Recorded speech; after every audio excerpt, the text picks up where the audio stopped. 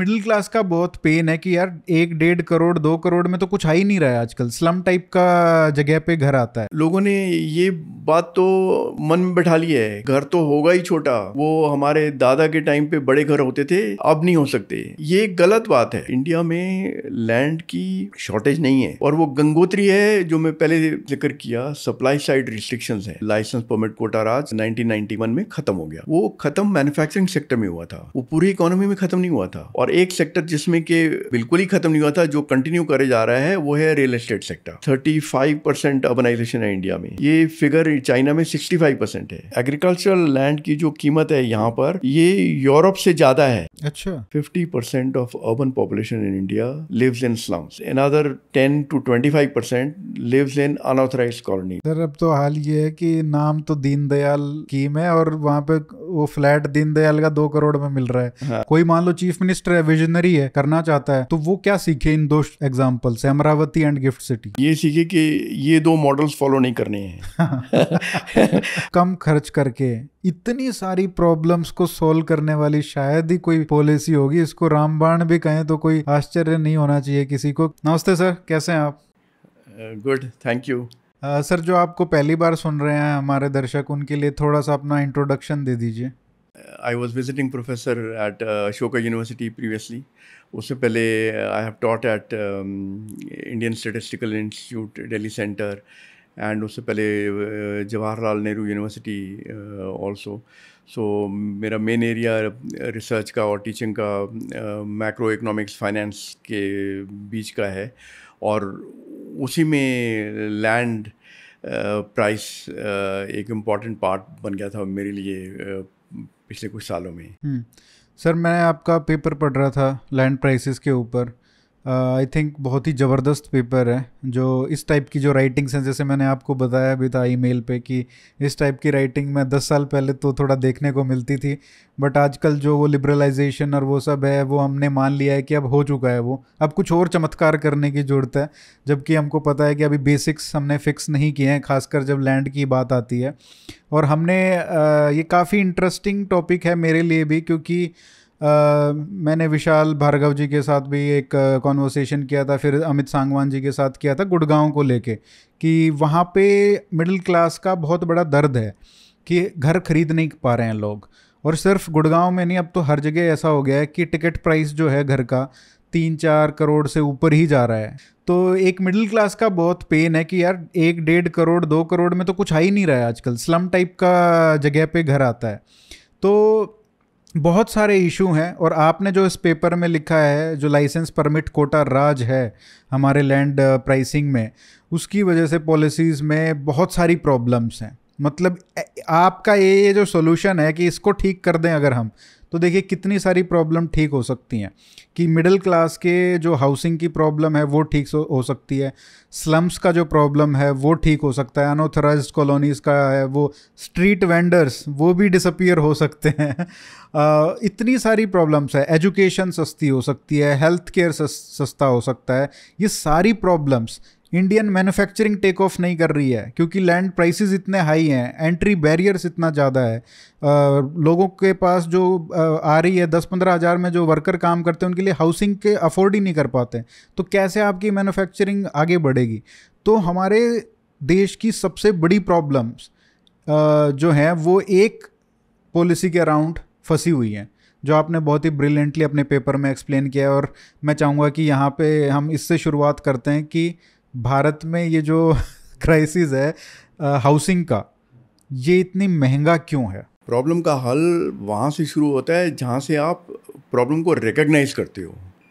पहले आप ये बात मानो कि क्राइसिस है, जैसे आपने कहा क्राइसिस वर्ड, आप पब्लिक में बात करो तो उनके जहन में है, उनके मन में ये बात है कि housing is a serious problem.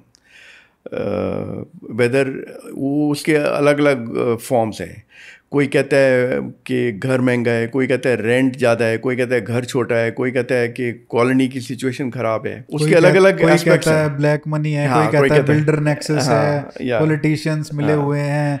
तो इतनी वो सिम्टम्स हैं। लेकिन हाँ, तो वो मैं ये कह रहा था कि ये पब्लिक के मन में ये धारणा बिल्कुल है कि यहाँ पर एक सीरियस प्रॉब्लम है, क्राइसिस है। जब हम ये बात एक्सेप्ट करेंगे कि ये क्राइसिस है और इसको हमें सॉल्व करना है, तो देन बात बैठेगी कि क्या करना है। ओके, ये प्रॉब्लम है, अब क्या करना है। तो अब क्या करना है उसका है जो आप कह रहे थे, housing is different from a market for cars और शैम्पू और शूज़। तो यहाँ पे रेगुलेशन की ज़्यादा ज़रूरत है। रेगुलेशंस अब रिस्ट्रिक्शंस बन गई हैं और बहुत ज़्यादा रिस्ट्रिक्शंस बन गई हैं। तो वो अगर मोटे मोटे तौर पे कहूँ तो सप्लाई साइड रिस्ट्रिक्शंस हैं ड्यू टू पॉलिसी, जिसकी वजह से सप्लाई कम है। अब जो स्टैंडर्ड कॉफ़ी टेबल डिस्कशन होती है उसमें एम्फोसिस जाता है डिमांड पर। हमारी जनसंख्या इतनी है, हमारी माइग्रेशन है, ये एनआरआईज परचेज़ कर रहे हैं, ये ब्लैक मनी से परचेजिंग हो रही है, तो वो सारा एम्फोसिस डिमांड पे जा रहा है। डिमांड तो गाड़ियों की भी है, डिमांड तो पेन्स की भी है, डिमांड तो शैम्पू की भी है, लेकिन कोई हल्ला नहीं होता वहाँ पर कि इतनी डिमांड क्यों है। तो ये घरों का कुछ ऐसा स्पेशल नहीं है कि यहाँ पर शॉर्टेज हो या प्राइस हाई हो या छोटे छोटे घर हों। अब लोगों ने ये बात तो मन में बैठा ली है कि घर तो होगा ही छोटा, वो हमारे दादा के टाइम पे बड़े घर होते थे, अब नहीं हो सकते। ये गलत बात है, ये गलत बात है। इंडिया में लैंड की शॉर्टेज नहीं है for the purpose of real estate development in urban India. ये बहुत इंटरेस्टिंग इकनॉमिक्स है कि जिस चीज़ की शॉर्टेज नहीं है उसकी प्राइस बहुत हाई है। तो आर्टिफिशियल शॉर्टेज है। हाँ, आर्टिफिशियल है, मैं यहाँ तक आपसे सहमत हूँ। I don't know what you have in mind, लेकिन आर्टिफिशियल जो ज़्यादातर पब्लिक के माइंड में होता है वो कहते हैं आर्टिफिशियल है क्योंकि डेवलपर ने, ब्रोकर ने, रेगुलेटर ने, पॉलिटिशियंस ने, इन्होंने दबा के रखा हुआ है। ज़मीन हड़पी हुई है, प्राइस को ये खरीद लेते हैं, स्पेकुलेशन होती है, इन्वेस्टर्स हैं, सब मिले हुए हैं, सब मिले हुए हैं, प्राइस सेट कर रखा है, प्राइस सेट कर रखी है। मैं नहीं कह रहा कि इसमें कोई सच्चाई नहीं है, इसमें है ये सच्चाई, लेकिन जो गंगोत्री है वो कुछ और है। और वो गंगोत्री है जो मैं पहले जिक्र किया, सप्लाई साइड रिस्ट्रिक्शंस हैं। और क्योंकि सप्लाई साइड रिस्ट्रिक्शंस हैं वो डिमांड को मीट नहीं करती, और क्योंकि वो रिस्ट्रिक्शंस हैं तो उसमें जो लिमिटेड सप्लाई है फिर उसकी एलोकेशन की बात आ जाती है। तो वहाँ पर ये मिडलमैन, आप उसको ब्रोकर कह लो या डेवलपर कह लो या पॉलिटिशियन भी कह लो या ब्यूरोक्रेट भी कह लो, तो वो कई तरह के हैं जो पार्ट ऑफ द सिस्टम है। बट वो सिस्टम भी इसलिए बना हुआ है क्योंकि एक पॉलिसी है जिसके अंतर्गत ये शॉर्टेज पैदा हो रही है। तो वो पॉलिसी को चेंज करने की ज़रूरत है ताकि सप्लाई बढ़े, और सप्लाई बढ़ेगी तो speculator, investor, trader, bureaucrat, politician कोई कुछ खास नहीं कर सकता, उसका स्कोप ही नहीं रह जाता।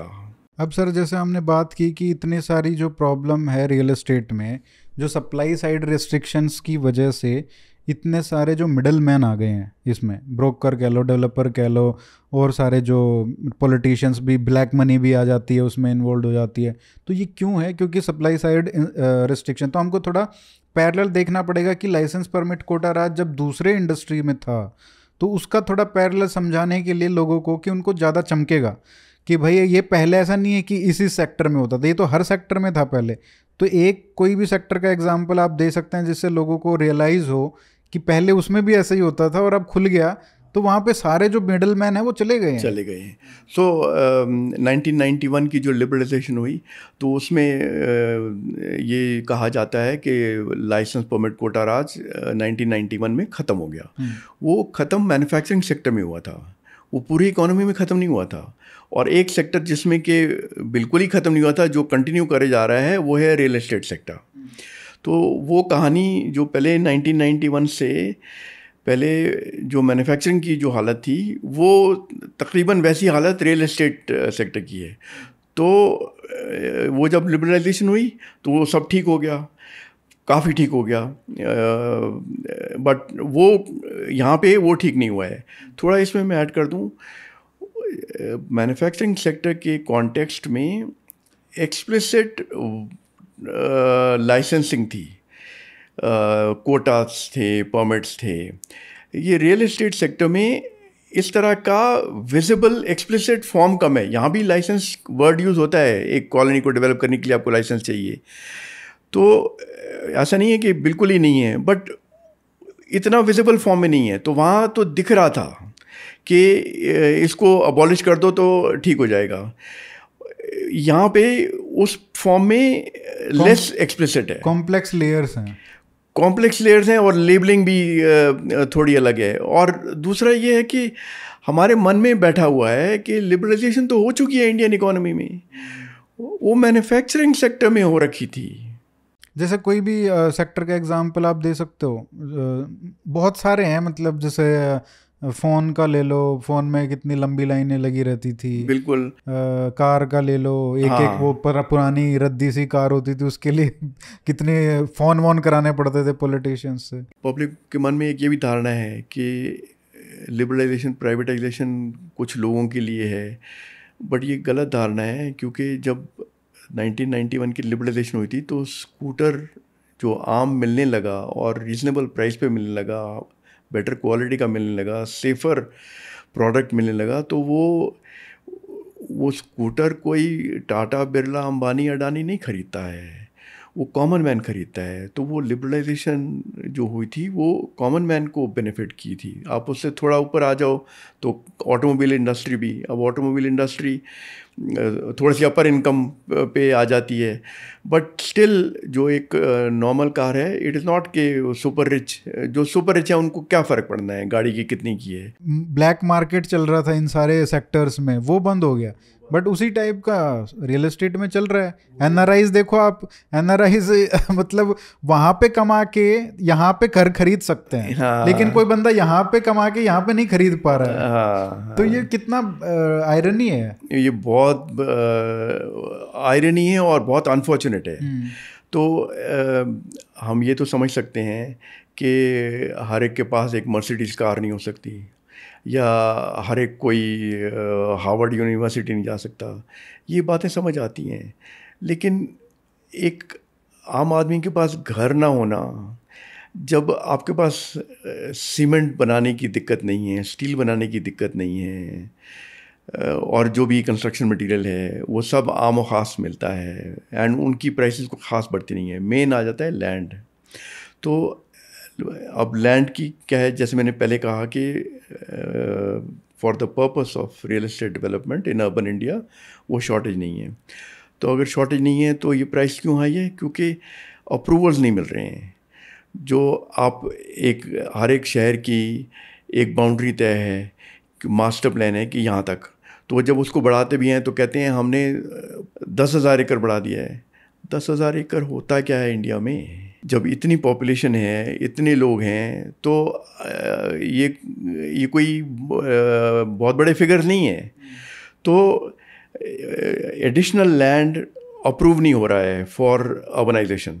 आप ज़्यादा अप्रूव कर दो तो प्राइस कम हो जाएगी, but this is necessary, not sufficient. उसके साथ और क्या करने की ज़रूरत है? सिर्फ ज़मीन से तो नहीं होगा, उस ज़मीन पर इंफ्रास्ट्रक्चर हो, तो या तो सरकार वहाँ पर इंफ्रास्ट्रक्चर पर स्पेंड करे, वहाँ पे लोकल रोड नेटवर्क हो, वहाँ पर बिजली सप्लाई हो, ट्रांसफार्मर्स वगैरह हो, पानी का हो, सीवर का हो, वो सब इंफ्रास्ट्रक्चर का इंतज़ाम हो। बट ये भी ज़रूरी नहीं है, क्योंकि government can have a policy जिसके अंतर्गत गवर्नमेंट कहती है कि अगर कोई प्राइवेट डेवलपर यहाँ पर इस नए एरिया में हम अप्रूव कर देंगे लैंड को, हम मास्टर प्लान बना रहे हैं, उसके बाद अगर कोई डेवलपर चाहे तो अंदर की रोड, सिविल लाइंस वगैरह डाल के वो बायर्स को चार्ज करके आप जा सकते हो।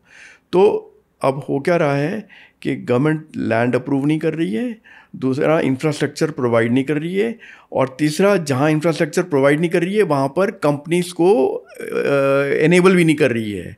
वो एक एक्सप्लिसिट क्लियर पॉलिसी नहीं है जिसके अंतर्गत एक प्राइवेट डेवलपर उसको डेवलप कर सके। मैं थोड़ी अपनी स्टेटमेंट को थोड़ा सा क्वालिफाई कर दूंगा। बात प्राइवेट डेवलपर की नहीं है, बात डेवलपर की है।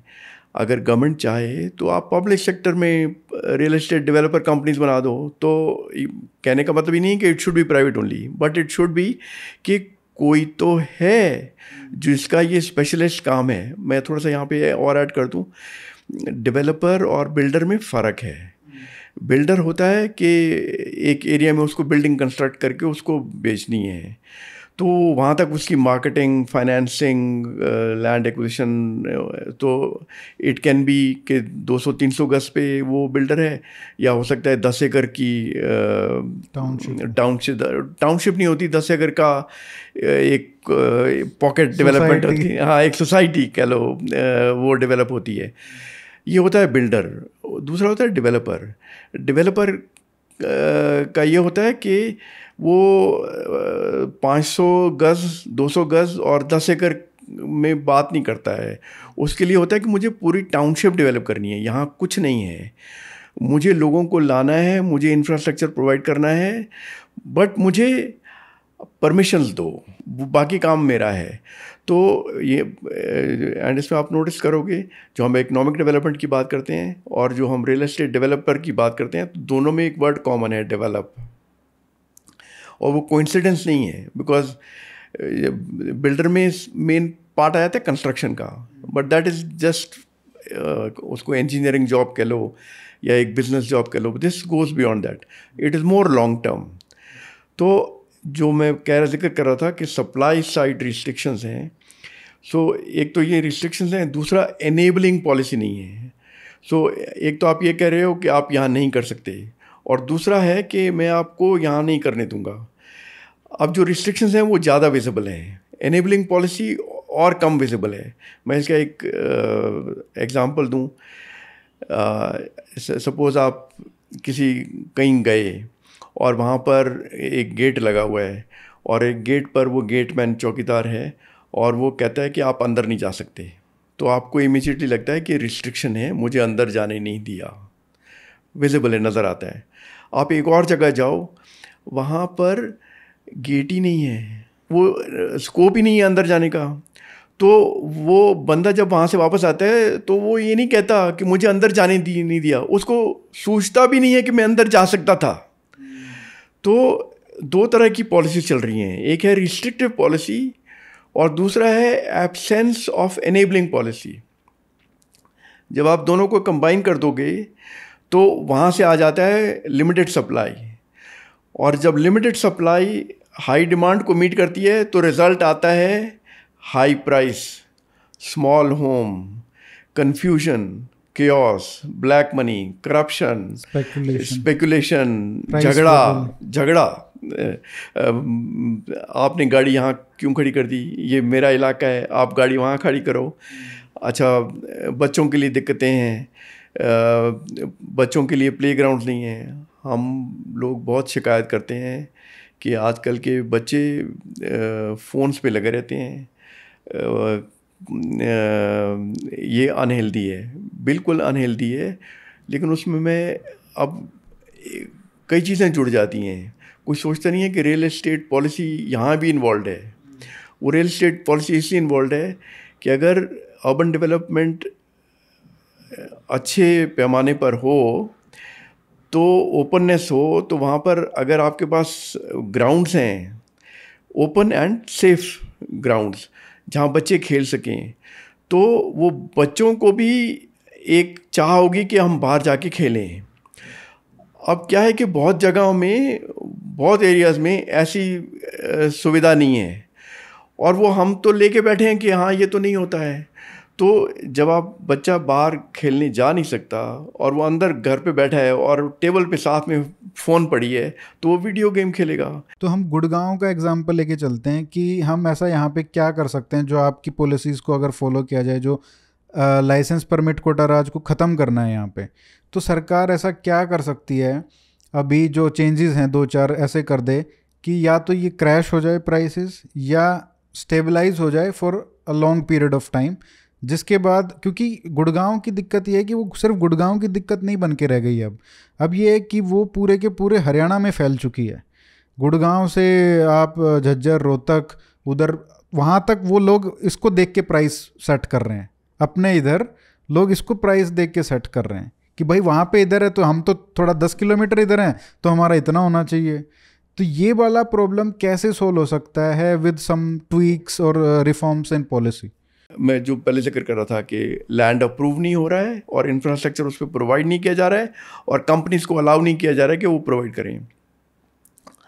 आप मानेसर से ड्राइव करो KMP एक्सप्रेसवे पर सोनीपत तक, वो पूरा stretch, it's a beautiful highway, बहुत अच्छा है। अब पूरे उस स्ट्रेच पे आप ड्राइव करोगे, उधर भी खेत इधर भी खेत, लैंड ही लैंड है। वहाँ पर आप परमिशंस दे दो, अप्रूव कर दो, इंफ्रास्ट्रक्चर प्रोवाइड कर दो या उनकी एनेबलिंग पॉलिसी कर दो। ये मैं सिर्फ एक एग्जांपल दे रहा हूँ। दूसरी डायरेक्शन में चले जाओ, in the direction of Jaipur, Manesar से आगे तो लैंड ही लैंड है। आप ड्राइव करो, कहाँ दिक्कत है? आप गुड़गांव से सोना ड्राइव कर लो, सोना से आगे चले चलो, लैंड ही लैंड है। तो अब यहाँ पर कुछ लोग कहेंगे कि अगर आप एग्रीकल्चरल लैंड को कन्वर्ट तो नहीं कर सकते, तो वो जो फसल है खाने पीने का है। मैं वहीं पे आ रहा हूँ जो पहले भी मैंने जिक्र किया, the proportion of land which is needed for real estate development in urban India वो बहुत कम है। तो आप जो KMP रोड पर अगर सारा एग्रीकल्चर लैंड भी उसके आसपास जो आप अब्जॉर्ब करोगे अर्बनाइजेशन के लिए, तो it's a drop in the ocean in a sense. जब आपके पास फूड की सप्लाई का प्रॉब्लम ही नहीं है, तो एग्रीकल्चरल लैंड को एग्रीकल्चरल लैंड रखने का क्या तुक हुआ जब urbanisation is so badly needed. और उसके साथ, और ये बात ये भी नहीं है कि आप शहर के लिए कुछ कर रहे हो और गांव के अगेंस्ट कर रहे हो। गांव के अगेंस्ट नहीं कर रहे हो आप। जब आप agricultural land area on a large scale develop करते हो तो उस एरिया में डेवलपमेंट होती है, वहाँ पर हाउसिंग होती है, वहाँ पे दुकानें खुलती हैं, वहाँ पे सर्विसेज प्रोवाइड होती हैं। तो उदाहरण के तौर पर अगर फिर से हम गुड़गांव पे जाएं तो 1980 से लेकर जब से ये गुड़गांव की डेवलपमेंट शुरू हुई है, तो जो फार्मर्स हैं वो किसी न किसी धंधे में लगे, कुछ ना कुछ उन्होंने छोटा मोटा बिजनेस किया, कुछ ने बड़ा किया, कुछ की कहानी अनफॉर्चुनेट है जिन्होंने पैसे ठीक से नहीं संभाले, वो अलग एक है। बट उसमें साथ आप ये भी कर सकते हो कि फाइनेंशियल एडवाइस उनको प्रोवाइड करो, थोड़ा सा हैंड होल्डिंग। वो छोटी मोटी बात है, वो छोटी मोटी बात है, बट इम्पॉर्टेंट है, बट प्रोपोर्शन वाइज छोटी है। तो कहने का मतलब ये है कि there is a lot of need to go for urbanisation. यहाँ पे एक और मैं आंकड़ा दूँ, 35% अर्बनाइजेशन है इंडिया में। ये फिगर चाइना में 65% है।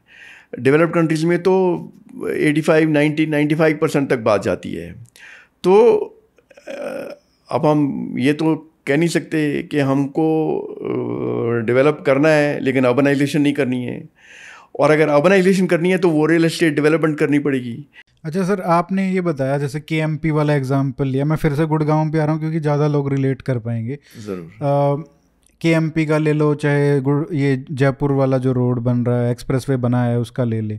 लेकिन यहाँ पे भी चाहे आप मानेसर से आगे चले जाओ, चाहे आप KMP पे चले जाओ, अभी जो कुंडली से इधर और वो खरखोदा के आसपास जो इंडस्ट्रियल डेवलपमेंट हो रही है सर, 5-6 करोड़ का 1 किला बिक रहा है वहाँ पे, और ऐसा ही हाल पूरी KMP पे है।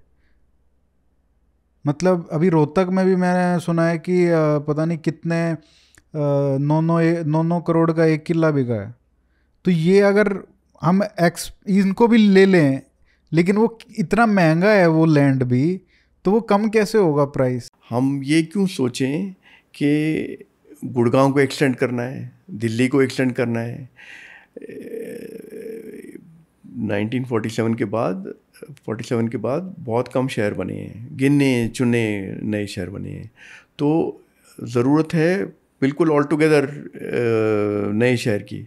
तो आप यहाँ से काफ़ी आगे निकल जाओ तो देन लैंड प्राइस इतना हाई नहीं है। और दूसरा, अगर लैंड प्राइस हाई है भी तो वो कॉन्सिक्वेंसेस हैं ऑफ अ रिस्ट्रिक्टिव पॉलिसी। अब सपोज गवर्नमेंट कहती है कि हमने कोई छोटे शहर हैं तो उनको हमने एक्सटेंड करना है या ऑल टुगेदर न्यू सिटी बनाना है। तो अगर 30 छोटे शहर एक्सटेंड हो रहे हैं, उनके लिए पॉलिसी आ गई, या 30 नए शहर बन रहे हैं ऑन अ लार्ज स्केल, तो वहाँ पर इतने सारे नए घर बनेंगे तो वहाँ पर जब supply of apartments, supply of houses, supply of villas, supply of quarters जब ये बढ़ेगी तो वहाँ पे प्राइस ये हाउसिंग की कम होगी। जब वो हाउसिंग की प्राइस वहाँ कम होगी तो land price is derived from the price of a house, not the other way around. वो एक बिल्डर की कॉस्टिंग का अलग कॉन्सेप्ट है। वो ये सोचता है कि लैंड इतने का है तो मैं फ्लैट इतने का बेच सकता हूँ। बट जो इसकी इकोनॉमिक्स वर्क करती है, ये this is related to David Ricardo. ये आज से कोई 200 साल पहले की बात होगी, रिकार्डियन थियरी ऑफ रेंट, उसी से रिलेटेड है। तो तब उनके लोगों का मानना था कि ज़मीन महंगी है इसलिए अनाज महंगा है। तो उन्होंने कहा ऐसा नहीं है, जो ज़मीन की कीमत आती है ना वो उसके आउटपुट से आती है। तो causation is the other way around. तो यहाँ भी उसी से रिलेटेड ये कॉन्सेप्ट है। तो आप ये कह रहे हो कि कहीं ना कहीं जैसे अगर हर अपार्टमेंट गुड़गांव में 5 करोड़ का बिक रहा है, तो अगर कोई खाली ज़मीन पड़ी है आसपास तो उसका प्राइस अगर कम भी था तो वो सीधा उससे पैक हो जाएगा कि 5 करोड़ का अगर अपार्टमेंट बिक रहा है जो 3000 स्क्वायर फीट का है, तो मेरा 5000 मतलब गज का जो किला है एक, तो उसका प्राइस उसके रिलेटिव कितना होना चाहिए, तो वो उतने ही करोड़ हो जाएगा। सो ये रादर देन थिंकिंग कि भाई एक डेवलपर ने अगर 100 करोड़ का 5 एकड़ लिया है गुड़गांव में और उसमें वो बनाना चाहता है तो वो उसके हिसाब से प्राइसिंग सेट करे। आप कह रहे हो ये उल्टा है कि जो प्राइसेस ऑलरेडी सेट हैं मार्केट में ये अपार्टमेंट्स के, उसकी वजह से जो रेट है एग्रीकल्चर लैंड जो है जो खाली पड़ा है उसके ओनर उसके हिसाब से सेट कर रहे हैं। यस तो आप इसको ऐसे देखो, एक सिंपल एग्जांपल लेके, जैसे सपोज रिस्ट्रिक्टिव सप्लाई है, 100 अपार्टमेंट हैं। अब बायर्स को देखो तो 1000 हैं, 10,000 हैं, कि अगर 4000 रुपये स्क्वायर फुट है तो आप उसमें एक थोड़ा उसका 25% भी आप उसका जोड़ना है प्रॉफिट या दिस एंड दैट, तो 5000 रुपये स्क्वायर फुट। तो बट हैं सिर्फ 100 अपार्टमेंट। ओके, बाहर खड़े हैं लोग 10,000। अब वो 10,000 में से जिनको ज़्यादा ज़रूरत है, जिनके पास पैसा है, वो एक बिड कर पाएंगे। तो प्राइस कहाँ चली गई? 5,000 से सीधे वो 20,000, 25,000, 40,000 रुपये जाएगी। ये क्यों हो रहा है? तो वो इसकी वजह से सीमेंट प्राइस तो इन्फ्लेट नहीं होगी, स्टील प्राइस तो इन्फ्लेट नहीं होगी। वो क्यों नहीं होगी? एक सीमेंट प्राइस वाले ने प्राइस बढ़ाई, दूसरी कंपनी बोलेगी मेरे से ले लो। तो इन चीज़ों की कीमतें जनरल इन्फ्लेशन से नहीं बढ़ेंगी। अपार्टमेंट 5,000 रुपये स्क्वायर फुट का हो या 50,000 रुपये स्क्वायर फुट का हो, उनकी प्राइसेस पे असर नहीं होना है। तो कहाँ असर होगा? अपार्टमेंट बनते कहाँ पर हैं? लैंड पे। तो वो जो जिसके पास लैंड है वो सारे बिल्डर वो लैंड वाले के पास पहुंच जाते हैं। तो ये बिल्डर नहीं बढ़ा रहा है, वो लैंडलॉर्ड भी नहीं बढ़ा रहा है। लैंडलॉर्ड अपने बैठा हुआ है और वो वहाँ पे नॉक हो रहा है, उसके पास कहते हैं कि आपको हम 1 करोड़, 2 करोड़, 10 करोड़ दे देंगे पर एकड़ का, क्योंकि होम बायर्स दे रहे हैं और हम तो बीच में हैं। तो वो दे रहे हैं, और वो क्यों दे रहे हैं? क्योंकि सिर्फ 100 अपार्टमेंट हैं, 100 अपार्टमेंट, 10,000 बायर्स, इसलिए एक एक अपार्टमेंट की प्राइस इतनी हाई हो रही है, इसलिए ज़मीन की प्राइस इतनी हाई हो रही है। गवर्नमेंट ने सपोज पॉलिसी चेंज कर दी, अप्रूवल दे दिया और भी लैंड के लिए, इंफ्रास्ट्रक्चर प्रोवाइड कर दिया या एनेबलिंग पॉलिसी दे दी इंफ्रास्ट्रक्चर प्रोवाइड करने की, तो 100 अपार्टमेंट से 200 अपार्टमेंट हो जाएंगे, 200 से 500 हो जाएंगे, 500 से 1000 हो जाएंगे, 1000 से 10,000 हो जाएंगे। जब आपके पास 10,000 बायर्स हैं और 10,000 अपार्टमेंट्स हैं, तो वहाँ डिमांड और सप्लाई मैच हो गई, तो वहाँ पर the price can come close to the cost of construction. उस टाइम ज़मीन वाला बैठा है, उसको कोई पूछ नहीं रहा, क्योंकि ज़मीन तो गवर्नमेंट ने अप्रूव कर दी है ना। तो जहाँ ज़मीन की तो शॉर्टेज है नहीं, जो हमने पहले भी कहा, अप्रूवल की शॉर्टेज है, इंफ्रास्ट्रक्चर की शॉर्टेज है, इनेबलिंग पॉलिसी की शॉर्टेज है, उसने रोका हुआ है। तो जब ये आप करोगे तो सप्लाई बढ़ेगी, तो वो गैप नहीं रहेगा। अभी इंडिया में आप देखो, ये अर्बन एयर इंडिया की बात कर रहा हूँ, construction cost as a component of house price is small, main price is of space, land का है। आप यूएस में चले जाओ, जब लोगों से बात करो, अमेरिका में ये पूछ लो उनसे कि आपका वेटेज कितना है कंस्ट्रक्शन कॉस्ट का इन द प्राइस, और यहाँ पे आप देखो कंस्ट्रक्शन कॉस्ट कितना है as a component of price, तो आपको दिखेगा कि यहाँ तो मेन प्राइस आप स्पेस की दे रहे हो, कंस्ट्रक्शन की नहीं दे रहे हो, वहाँ पर मेन कॉस्ट आप कंस्ट्रक्शन की दे रहे हो। जैसे मैं आपको एक एग्जांपल देता हूँ, मैं अभी एक न्यूज़ पढ़ रहा था कि एक डेवलपर है, एक रियल एस्टेट डेवलपर है गुड़गांव में, जिसने अभी 7-8 एकड़ का लैंड पार्सल खरीदा है किसी दूसरे डेवलपर से, जिसने पहले खरीदा होगा उसको, बट वो डेवलप नहीं किया उसने, वो बैठा हुआ था उस पर। तो उसने 121 करोड़ का वो 8 एकड़ का बेचा है। 121 करोड़ आपने खर्च कर दिए 8 एकड़ पे, जब आप वहाँ पे, और उनका है विला बनाने हैं उनको। अब एक एक मैं देख रहा था विला का प्राइस जो उन्होंने बनाया है, कोई भी विले का प्राइस 9 करोड़ से कम नहीं है। अब आप ये 9 करोड़ भी ले लो और उसका कंस्ट्रक्शन कॉस्ट अगर आप मिला लो, तो कम से कम आपको 20 नहीं तो 15 आपको ऐसे विला बनाने पड़ेंगे, जिससे आपका खर्चा निकलेगा उस लैंड का। ठीक है, उसके बाद आपका कंस्ट्रक्शन जो और विला करोगे, फिर आपको ये देखना है कि कितने और विला बनाऊंगा कि मेरा 25-30% का प्रॉफिट भी हो जाए। उसके अलावा वो जो रोड बना रहा है और जो वो सब बना रहा है वो अलग है। जो अभी भी आप बात कर रहे हो ना, आप शुरू कर रहे हो लैंड प्राइस पे और अपार्टमेंट प्राइस पे या विला प्राइस पे जा रहे हो। हाँ। तो मेरा कहना ये है कि ये उल्टा है, जो इसकी रूट इकोनॉमिक्स है। बिल्डर को पता है कि मेरे पास होम बायर है इस प्राइस पर, वो इसलिए लैंड के लिए इतना पैसा दे रहा है। अगर उसको ये बात पता चली कि सरकार तो इतने अप्रूवल्स दे रही है, ये तो दूसरा बिल्डर भी अप्रूवल ले रहा है, तीसरा डेवलपर भी अप्रूवल ले रहा है, वहाँ भी बन रहा है, यहाँ भी बन रहा है, तो वो कहता है कि ये तो, मैं सोच रहा था 10,000 बायर्स हैं, वो 10,000 बायर्स तो हैं, लेकिन 7-8 हज़ार 10,000 हाउसेज अपार्टमेंट्स भी आ रहे हैं। तो वो फिर उस लैंडलॉर्ड के पास जाता है, कहता है भाई साहब ये अपार्टमेंट इतने का नहीं बिकेगा। तो क्योंकि वो अपार्टमेंट उतने का नहीं बिक सकता है, तो इसलिए कहते हैं मैं आपको इतनी प्राइस पे नहीं दूंगा। वो लैंडलॉर्ड कहता है मत दो, मेरे को कोई और दे देगा। फिर उसको 2 दिन में, हफ्ते में, महीने में पता चलता है कि कोई और नहीं आ रहा है, क्योंकि कोई मारा मारी ही नहीं है, सप्लाई इतनी बढ़ रही है, अप्रूवल्स मिल रहे हैं। सप्लाई का यहाँ पे मतलब है अप्रूवल्स का।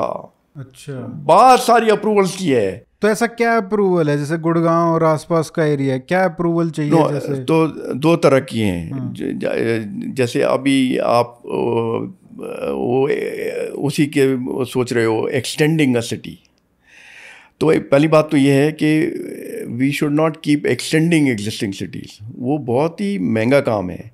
अब जो एनसीआर में हुआ है, दिल्ली के आगे नोएडा बना, इस साइड गुड़गांव बना, उधर सोनीपत बन रहा है, तो अब वो पहले रिंग रोड बनी, आउटर रिंग रोड बनी, अब वो एक और रोड बन रही है, द्वारका एक्सप्रेसवे, फ्लाईओवर के ऊपर फ्लाईओवर, अंडरपास, मुंबई में सी लिंक रोड, अब टनल भी बनने लगे, टनल्स इतने बन रहे हैं। ये बहुत एक्सपेंसिव चीज़ें हैं जब आप एक सिटी को ही एक्सटेंड करते रहोगे तो। बट मैं उस पर आऊँगा सर, नहीं, कि थोड़ा नई शहर बनाना कि बहुत बड़ा चैलेंज है। मतलब अगर आप कंपेयर करें कि एक एग्जिस्टिंग जो शहर है उसको एक्सपेंड करना, उसका इकोसिस्टम बन गया है, उसका सब कुछ तैयार है, और वहीं पे लोग आना भी चाहते हैं, जो 4-5 सिटी है वहीं पे जाना चाहते हैं लोग। एक नया शहर बनाना, कितने बनाए हमने, जैसे आपने कहा कि इंडिपेंडेंस से एक चंडीगढ़ है, उसके अराउंड भी आप देख लो कि चंडीगढ़ से ज़्यादा पंचकुला में लोग रहते हैं और मोहाली में लोग रहते हैं।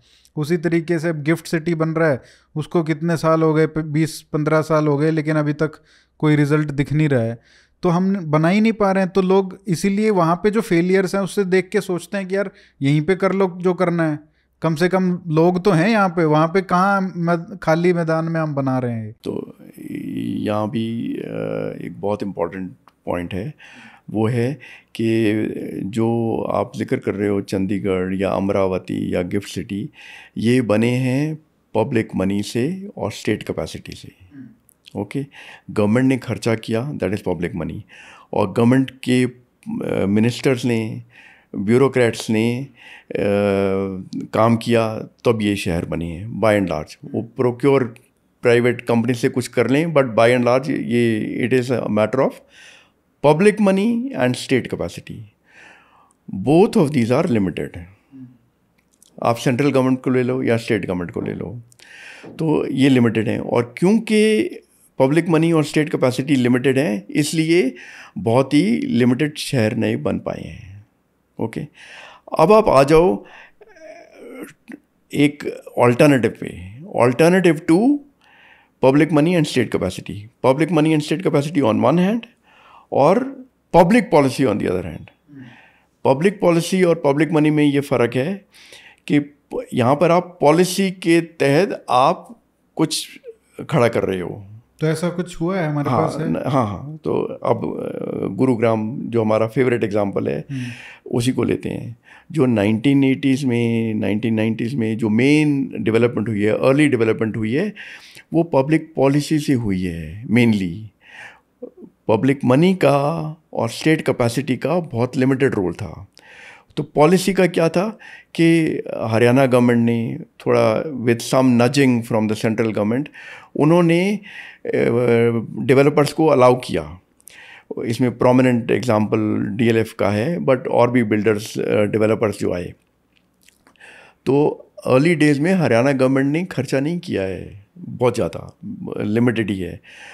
और ऐसा नहीं था कि उनको मिनिस्टर लगाना पड़ा उस काम के लिए, उनको आईएएस ऑफिसर्स लगाने पड़े या और लोअर लेवल के क्लार्क्स, सेक्शन ऑफिसर्स वगैरह लगाने पड़े इस काम के लिए। उन्होंने एक एनेबलिंग पॉलिसी बनाई जिसके तहत यूनिटेक, अंसर्स और भी कितने सारे जो बिल्डर्स हैं, मैं अर्ली नेम्स की बात कर रहा हूँ, अब तो बहुत सारे और आ गए हैं। तो जो मेन शहर खड़ा हुआ है वो पब्लिक पॉलिसी से खड़ा हुआ है। ओके, एनेबलिंग पॉलिसी से खड़ा हुआ है।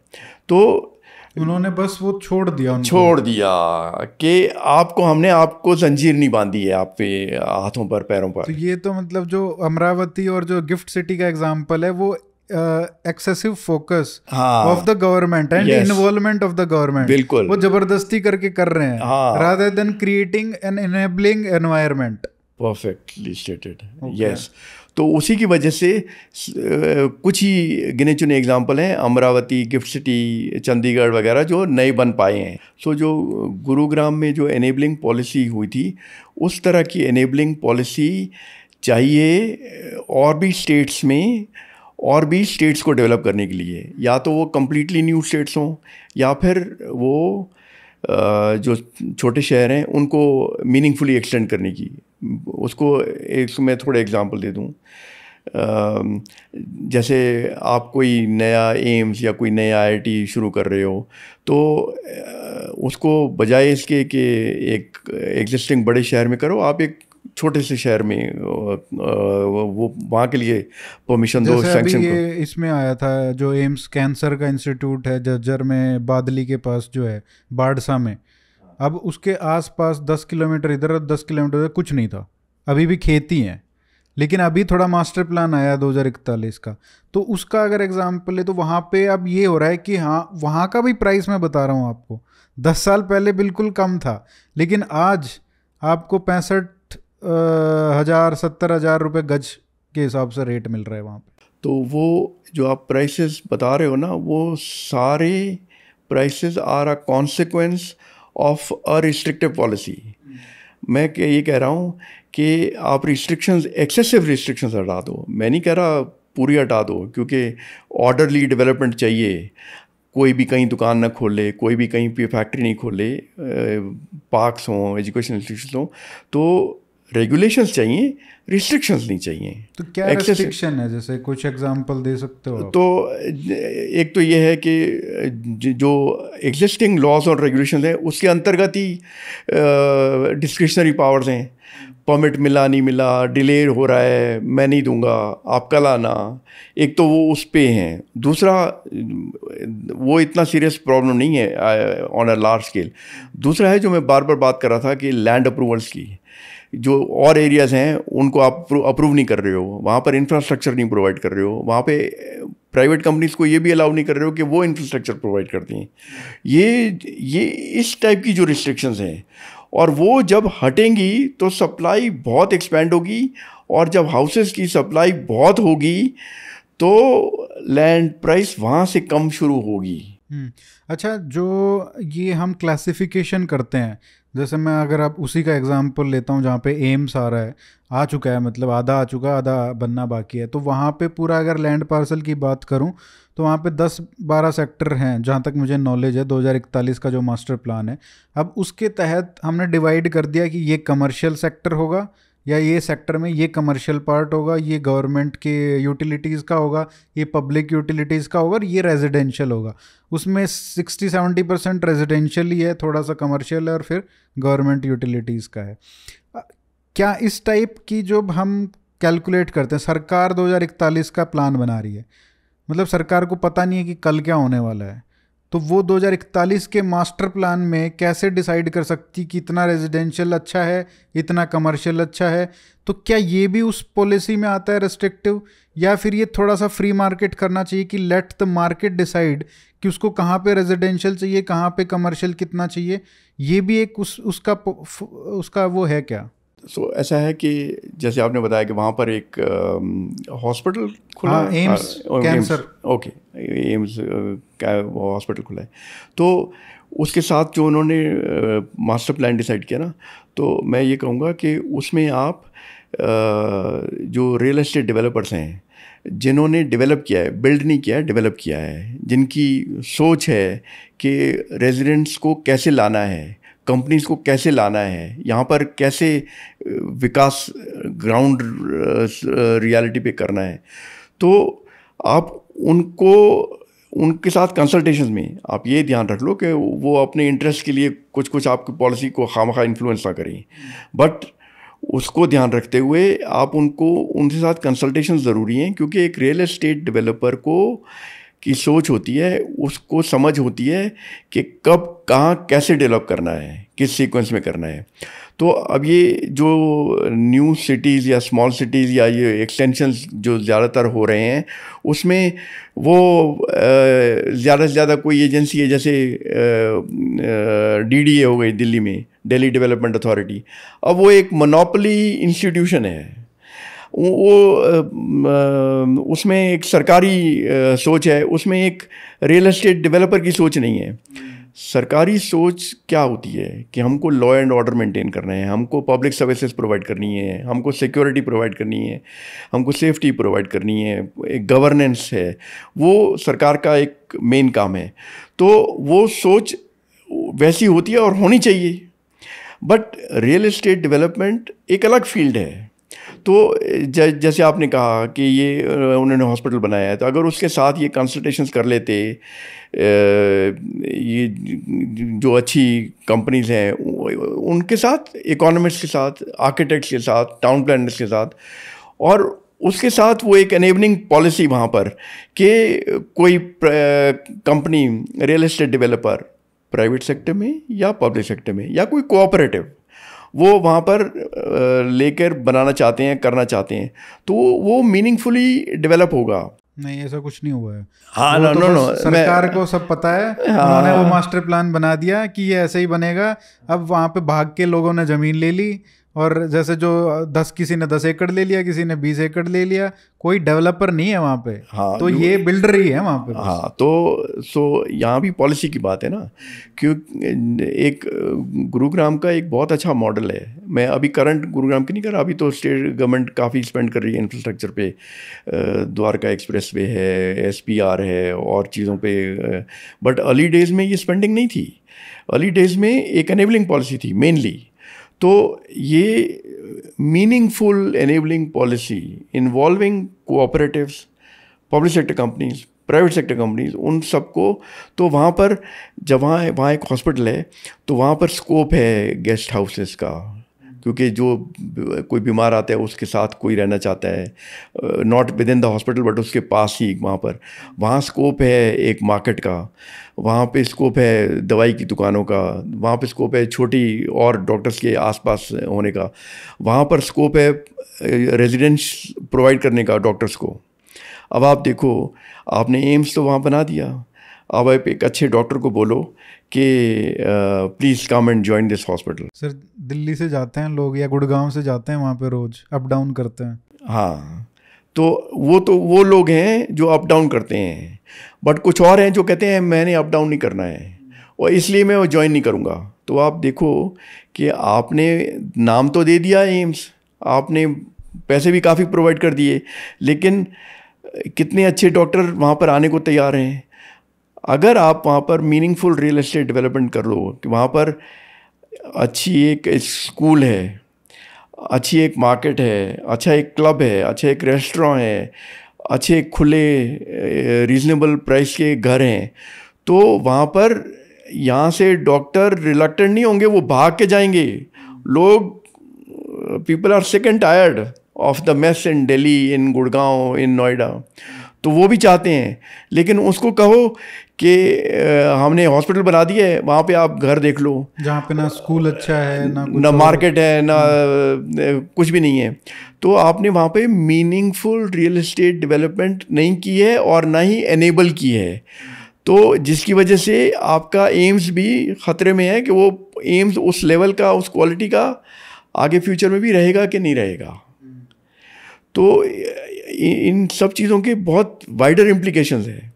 बात सिर्फ घरों की नहीं है, बात सिर्फ ज़मीन की प्राइस की नहीं है। अब आते हैं जो बात है उससे कैसे बनता है, वो है एजुकेशन और हेल्थ कैसे इम्पैक्ट होती है जब ये रियल एस्टेट का प्राइस और लैंड का प्राइस इतना ज़्यादा होता है। अब मैं आपको एग्जांपल देता हूँ फिर से अपने गुड़गांव का। वहाँ पे मैं देख रहा था एक रील जिसमें ये लिखा हुआ था कि भाई एक स्कूल के लिए लैंड पार्सल अवेलेबल है, क्योंकि एक फिक्स स्पेस होता है जो सरकार ने डेजिग्नेट कर दिया है। सेम प्रॉब्लम कि यहाँ पे स्कूल ही बनेगा, यहाँ पे हॉस्पिटल ही बनेगा, ये पब्लिक यूटिलिटीज़ का ही है, वो हमने मास्टर प्लान में लिख दिया 20 साल पहले, अब कोई चेंज नहीं कर सकता उसको। तो अब वो किसी ने ख़रीद लिया होगा उस टाइम पे, सस्ता होगा, तो अब वो पता नहीं कितने 50 करोड़ की वो ज़मीन थी स्कूल की। अगर वो स्कूल की ज़मीन है 50 करोड़ की, कोई मुझे बताए कि वहाँ पे फीस कितनी होगी अगर वहाँ पे कोई स्कूल कंस्ट्रक्ट करेगा। तो उसी तरीके से आप हॉस्पिटल का ले लो, जहाँ पे आप 50 करोड़ का अगर आपका स्कूल लैंड का प्राइस है, तो उसकी प्राइस मतलब फिर आप कहोगे कि यार ये तो लूट रहे हैं स्कूल वाले। वो क्या करेगा जब वो 50 करोड़ का ज़मीन खरीद रहा है? तो जिसने लैंड ही इतना महंगा लिया है तो वो पेशेंट्स को ही चार्ज करेगा, वहीं से बात आएगी। बट वो यहाँ भी कॉजेलिटी रिवर्स है बेड्स की शॉर्टेज क्यों है? क्योंकि हॉस्पिटल्स की शॉर्टेज है, हॉस्पिटल्स की शॉर्टेज है क्योंकि लैंड की शॉर्टेज है, लैंड की शॉर्टेज मीनिंग कि अप्रूवल्स की शॉर्टेज है, इंफ्रास्ट्रक्चर की शॉर्टेज है। एक रैंडम जगह पे जहाँ पे ना एक्सप्रेसवे है ना बिल्कुल गांव है, वहाँ पे भी 30-40 लाख पर एकड़ प्राइस हो रखा है, और वहाँ पे जो इनकम है वो हर साल की 50-60 हज़ार मैक्सिमम है, राइट? 1 एकड़ से खर्चा वर्चा सब निकाल दें तो अगर जब वहाँ पे 50-60 हज़ार की इनकम है और उसका प्राइस 40 लाख है, तो उसको कितने साल लगेंगे 40 लाख रिकवर करने में, अगर कोई खरीद रहा है उसको सिर्फ खेती के पर्पस के लिए? तो ये मतलब ये है कि उसका प्राइस खेती वाला नहीं है, उसका कहीं कुछ और ही वैल्यू से आ रहा है उसका प्राइस। आपने बिल्कुल सही कहा। सो ये इंट्रिंसिक वर्थ है या फंडामेंटल वैल्यू है। तो अगर net income, net of labour, electricity, fertiliser, seed वगैरह वगैरह, net income attributable to land जो है वो 50,000 भी नहीं बनती है साल की। तो 50,000 ये हरियाणा पंजाब यहाँ पे है जहाँ पे मतलब ठीक ठाक प्रोडक्टिविटी है। बिल्कुल बिल्कुल, और जगह तो और भी कम होगी। तो अगर आप 50,000 भी लो net income attributable to land, तो अगर उस पर एक 20 टाइम्स का मल्टीपल लगा लो, जैसे स्टॉक मार्केट में हम करते हैं प्राइस अर्निंग्स रेशियो का काउंटर पार्ट लेकर के, मैं थोड़ा सिंप्लीफाइड एनालिसिस दे रहा हूँ, वन कैन क्वालिफाई, बट मोटी बात यही है, वो ये है कि 50,000 की इनकम पे आप 20 का मल्टीपल लगा दो तो 10 लाख रुपए हो गया। तो एग्रीकल्चरल लैंड पर एकड़, पर स्क्वायर यार्ड नहीं कह रहा हूँ, पर एकड़ की जो इंट्रिंसिक वैल्यू, इंट्रिंसिक वर्थ आती है, फंडामेंटल वैल्यू आती है, वो 10 लाख रुपए है। आप उसको खींच के 15 लाख कर लोगे। बट एग्रीकल्चरल लैंड भी कहाँ बिक रहा है? काफ़ी हाई प्राइस पे बिक रहा है। तो ये गैप क्यों आ रहा है? बाय द वे मैं इसमें यहाँ पे थोड़ा जिक्र कर दूँ कि एग्रीकल्चरल लैंड की जो कीमत है यहाँ पर, ये यूरोप से ज़्यादा है। अच्छा, इंडिया में?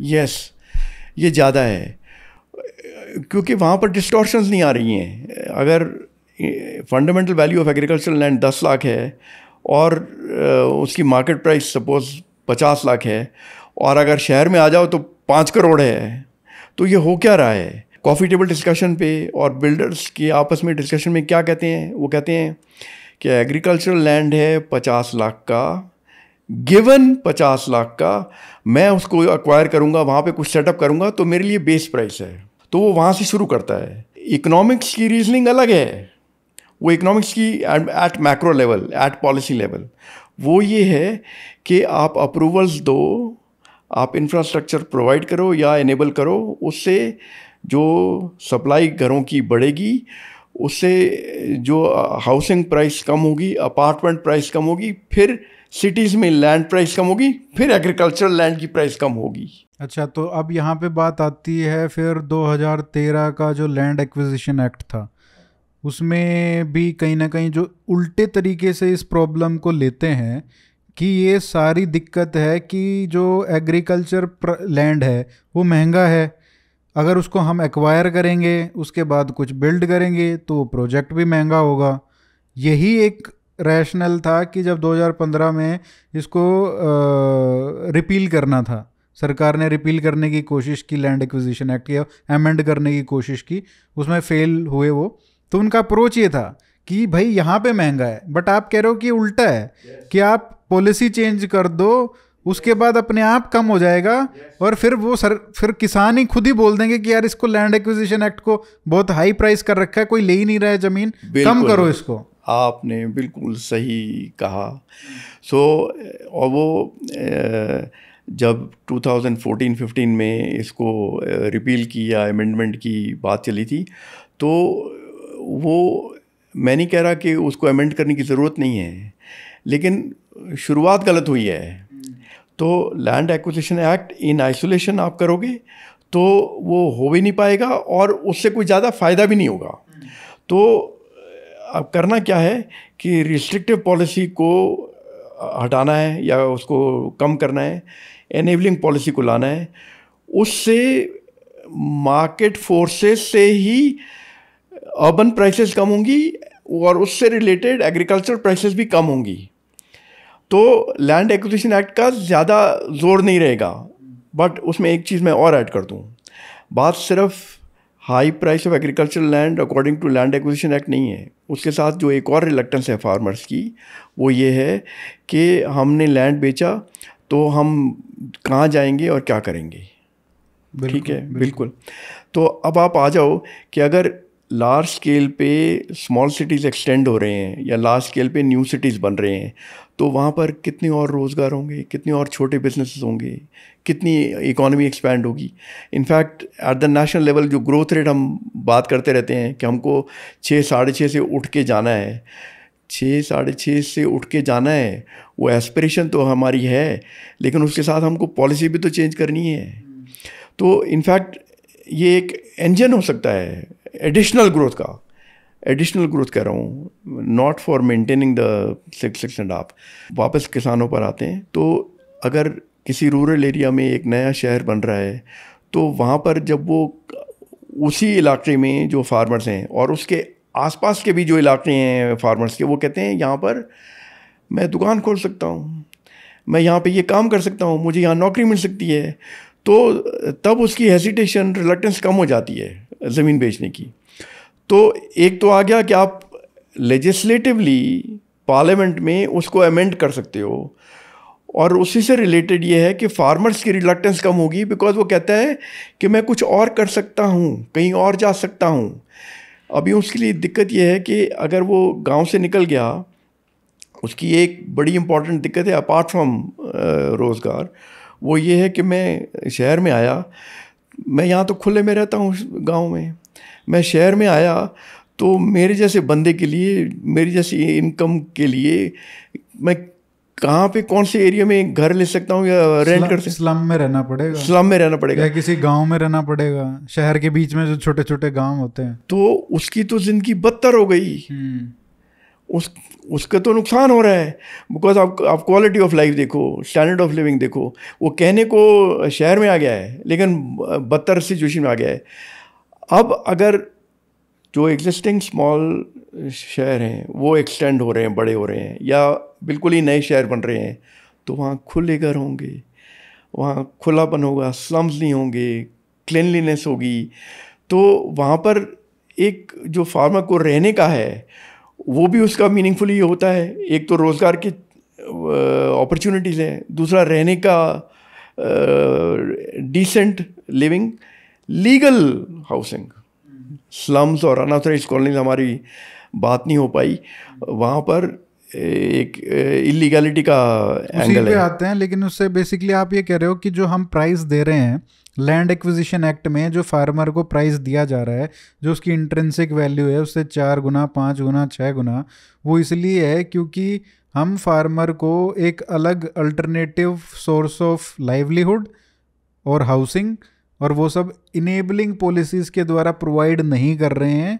इसीलिए उसके फ्यूचर जनरेशन को या उसको प्रोटेक्ट करने के लिए वो लमसम एक कॉस्ट है सरकार जो बियर कर रही है, रादर देन डूइंग। सरकार ही बियर कर रही है ज़्यादातर, तो एक्विजिशन वही करती है, या फिर प्राइवेट, या पूरी इकोनॉमी बियर कर रही है, ऐसे बोलना चाहिए। क्योंकि उसका लॉस भी तो है ना, कि कितना बड़ा लॉस भी हो रहा है हमारी इकोनॉमी का, जो आपने कहा 6-6.5 से 8% पे भी जा सकती है अगर ये सब इनेबलिंग एनवायरनमेंट क्रिएट किया जाए तो। और ये जो लॉस हो रहा है इतना सारा पैसे का, कि इतना ज़्यादा 4-5 गुना देना पड़ रहा है, just because you are not creating a good policy. Yes, इसी से एक रिलेटेड चीज़ मैं और कह दूं, जो आपने लॉस कही ना, वो लॉस टर्म 2 सेंसेस में यूज़ होता है। One sense of loss is कि मेरा लॉस हुआ आपका गेन हुआ, या मेरा लॉस हुआ गवर्नमेंट का गेन हुआ, या गवर्नमेंट का लॉस हुआ मेरा गेन हुआ, तो दिस इज ज़ीरो सम की बात है। और ज़्यादातर ये अगेन जो मैं बार बार कहता रहता हूँ कॉफ़ी टेबल डिस्कशंस पे, ये जब वो लॉसेस और गेन्स की बात करते हैं ना, तो इसी के इर्द गिर्द बात होती है कि who is gaining, who is losing, builder is gaining, home buyer is losing. Economics में हमारे पास एक और बहुत पावरफुल कॉन्सेप्ट है, उसका हम कहते हैं डेड वेट लॉस। ओके, उसका मतलब ये होता है कि this is a loss to the economy as a whole. ऐसा नहीं है कि I am losing you are gaining, वो मुझे गेन नहीं हो रहा है, आपको भी गेन नहीं हो रहा है, but there is a potential gain, so that potential gain is not realise, therefore it is a loss. जैसे सपोज 1 एकड़ है लैंड जो यूटिलाइज नहीं हो रहा है, तो हम उसको कहते हैं अंडर यूटिलाइजेशन। दूसरा है यूटिलाइज तो हो रहा है लेकिन वो मिस एलोकेशन है। ओके तो मिस एलोकेशन, जैसे अर्बन एरिया में वैल्यू ज़्यादा है because of residential purposes, commercial purposes, educational purposes, तो वहाँ जो फंडामेंटल वैल्यू या इंट्रिंसिक वैल्यू है वो बहुत ज़्यादा है, वहाँ पे रूरल एरिया में कम है। तो हमको एलोकेशन क्या करनी चाहिए लैंड की, कि लैंड वहाँ ज़्यादा यूज़ करो जहाँ पे उसकी ज़्यादा वैल्यू है, और कम वहाँ यूज़ करो जहाँ उसकी वैल्यू कम है। लेकिन अब उल्टा हो रहा है, usage of land in rural India बहुत ज़्यादा है, usage of land in urban India बहुत कम है। तो जहाँ वैल्यू है वहाँ हम यूज़ नहीं कर रहे हैं, कम यूज़ कर रहे हैं, जहाँ उसकी वैल्यू नहीं है वहाँ पे ज़्यादा यूज़ कर रहे हैं। तो ये जो मिस एलोकेशन है, it is a kind of underutilisation. तो अगर पूरे देश में इनेबलिंग एनवायरनमेंट पॉलिसी चेंजेस हो जाएं और ये जो लाइसेंस परमिट कोटा राज है ये हट जाए पूरी तरीके से, तो कितना एक्सपेक्ट कर सकते हैं, चाहे इन जॉब क्रिएशन, जीडीपी ग्रोथ, कितना हम ग्रोथ एक्सपेक्ट कर सकते हैं एक्स्ट्रा? अभी 6-6.5% है, तो क्या 8% क्रॉस हो सकता है इस एक पॉलिसी की वजह से? अगर 8% क्रॉस भी नहीं हो, अगर आप 6.5 से 8 भी जाओ, for example 8% extra growth rate of GDP year after year because of one policy, because of one policy, ऐसी और कोई पॉलिसी नहीं है, इट इज़ मैसिव। और ये सिर्फ जीडीपी ग्रोथ की बात नहीं है, बट यहाँ पर एम्प्लॉयमेंट का बहुत बड़ा एंगल है, क्योंकि आप जिस स्केल पर हाउसिंग डेवलप करोगे, अर्बनाइजेशन करोगे, रियल एस्टेट डेवलपमेंट होगी, तो और ये सेक्टर लेबर इंटेंसिव हो सकता है, again depending on the policy. यहाँ पर इतना स्कोप है of employment in the construction, in the building, not just that, ये तो तब की बात है जब आप एक नई जगह बना रहे हो, लेकिन उसके बाद जब वो बनकर चलती है तो उसमें ज़ोमैटो वाले भी सर्विसेज प्रोवाइड करने आ जाते हैं, उसमें और दुकानें वाले भी आ जाते हैं, और 10 चीज़ें और उसके साथ चलती हैं। तो यहाँ पर it is not just housing, it is not just GDP growth, it is also employment. और जैसा मैंने पहले भी कहा था सर, इसका जो सेकंड ऑर्डर इम्पैक्ट है, जैसे आप मैन्युफैक्चरिंग में ले लीजिए कि मैन्युफैक्चरिंग, कितनी फैक्ट्रीज लोग खोलने के लिए तैयार हो जाएंगे क्योंकि लैंड सस्ता हो गया है, कितने लोग अब मूव करने लग जाएंगे। जो लोग कह रहे हैं कि भाई खेती भी कर रहा है कोई किसान और उसका बेटा जो है वो नहीं चाहता कि उसका बेटा खेती करे, बट वो जाके गुड़गांव या फरीदाबाद में जाके किसी फैक्ट्री में काम नहीं कर सकता क्योंकि 15,000 10,000 रुपये मिलते हैं, जिसमें से कितने 5-10 हज़ार का कौन सा कमरा मिल रहा है गुड़गांव और फरीदाबाद में। बिल्कुल, तो वो जाएगा ही नहीं क्योंकि उसका सारा पैसा तो हाउसिंग में खर्च हो रहा है। तो ये एम्प्लॉयमेंट भी गेनफुली एम्प्लॉय हो जाएंगे लोग। बिल्कुल, जो आपने बात करी ना, high home prices in urban India, they are coming in the way of development. मैं नहीं कह रहा वो एडिशनल डेवलपमेंट जो न्यू सिटीज़ में बनने की बात, उसको छोड़ भी दो। तो जैसे आपने कहा कि वो जॉब लेने को तैयार नहीं क्योंकि हाउसिंग ही इतनी एक्सपेंसिव है।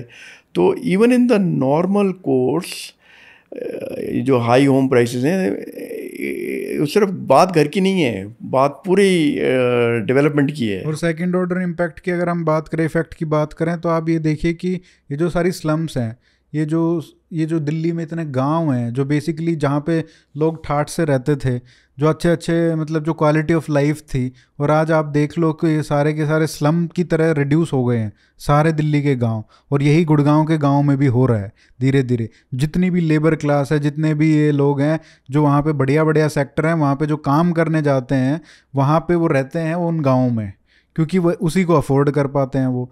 तो एक तरीके से उन लोगों का जो स्लमिफिकेशन है, अनऑथराइज्ड कॉलोनीज हैं, ये पूरा सिस्टम बंद हो जाएगा। अगर ये सारा सिस्टम बंद हो जाएगा, अगर लैंड प्राइस ठीक हो जाए और नए शहर बन जाएं, एक्सपैंड हो जाए, अगर वो ठीक हो गया तो क्वालिटी ऑफ लाइफ इंप्रूव हो जाएगी। क्वालिटी ऑफ लाइफ इंप्रूव होगी तो लोग कम यहाँ पे रहना पड़ेगी, रहना के लिए मतलब अच्छा लगेगा उनको इंडिया में रहना। वो 2 लाख लोग सिटीजनशिप और अपना पासपोर्ट नहीं छोड़ेंगे हर साल, और वो ऐसे 2 लाख लोग हैं जो बहुत ही कंट्रीब्यूट कर सकते हैं देश को हर साल। तो ये मतलब हाँ, इतने स्पाइरल इफेक्ट हैं इसके। जो आपने क्वालिटी ऑफ लाइफ कही ना, तो उसमें आपने एक ब्रॉडर एस्पेक्ट को टच किया है, बहुत इम्पॉर्टेंट है। ज़्यादातर हमारी डिस्कशन इकोनॉमिक्स के आसपास रही है, बट यहाँ पे एक बड़ी बात है डिग्निटी की, फ्रीडम की। अब एक स्लम ड्वेलर जो वहाँ रहता है उसको ये डर लगा रहता है, मैंने कुछ बोला तो हटा देंगे, हमने कहीं कुछ किया तो ये दिक्कत होगी। वैसे ही डिमोलिशंस इतने चल रहे हैं। 50% of urban population in India lives in slums, another 10 to 25% lives in unauthorized colonies। अगर आपकी 3/4 ऑफ अर्बन पॉपुलेशन स्लम्स में रहती है या अनऑथराइज कंस्ट्रक्शंस में रहती है, तो उनकी कितनी डिग्निटी है, उनकी कितनी इज़्ज़त है, उनकी कितनी फ्रीडम भी है। अब आप अगर अनऑथराइज जगह पे रहते हो तो आप दबे दबे रहोगे, आप कुछ बोलने से, क्योंकि पता नहीं कब कुछ बात पे कुछ हो जाए। तो मुद्दा बहुत बड़ा है, सिर्फ हाउसिंग का नहीं है। रोना इस बात का है कि ये रॉकेट साइंस नहीं है। मैंने इस पूरे कॉन्वर्सेशन में कोई रॉकेट साइंस वाली बात नहीं करी है, इनफैक्ट सिंपल इकोनॉमिक्स है। और वो कहीं कहीं अगर जो डिफ़िकल्ट लगती है वो इसलिए लगती है क्योंकि वो रेगुलेशंस ऐसे घूमे हुए हैं कि उसने हमारी सोच ही बदल दी है। तो मैं डिफ़िकल्ट बात नहीं कह रहा, मैं डिफरेंट बात कह रहा हूँ। बट अब कभी कभी क्या होता है, आप डिफरेंट बात को लोगों को डिफ़िकल्ट लगने लगती है, क्योंकि वो गवर्नमेंट की रेगुलेशन ने सिर्फ हाउसिंग ख़राब नहीं कर रखी है, हमारी सोच भी। तो हाँ, अनफॉर्चुनेट है ही सर। बट मतलब हम अब थोड़ा इसकी भी बात कर सकते हैं कि जैसे एक और जो हमारे जो शहरों की जो क्वालिटी को गिराता है वो है कि भाई जो हमको ये सारा जो इंक्रोचमेंट जो होता है, कि जो स्ट्रीट वेंडर्स हैं, जो कहीं रेडी लगाने वाला है वो रोड पे ऊपर, आधा इंक्रोचमेंट तो उनका हो जाता है, आधा पार्किंग वालों का हो जाता है।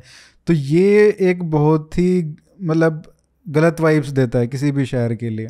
अगर कोई वेस्ट में किसी कंट्री में भी, न्यूयॉर्क में भी रेडी लगा के शुरू हो जाओ तो वो भी एक थर्ड वर्ल्ड ही दिखेगा।